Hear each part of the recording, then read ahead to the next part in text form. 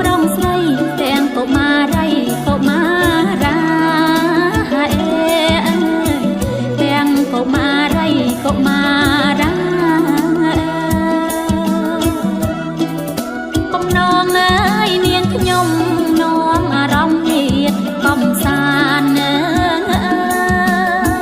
គ្រប់ទាំងទីរំមិនដីឋានទាំងប៉ុន្មានបានទេសនារមណីលោកតាដំបងតែរមន្ទីខេត្តសួនកុមារវិមានឯករាជ្យរំលេចសួនច្បារមណ្ឌលចិញ្ចឹមកុមារកំព្រីហាអេអើយមណ្ឌលចិញ្ចឹមកុមារកំព្រីវត្តលោកអើយ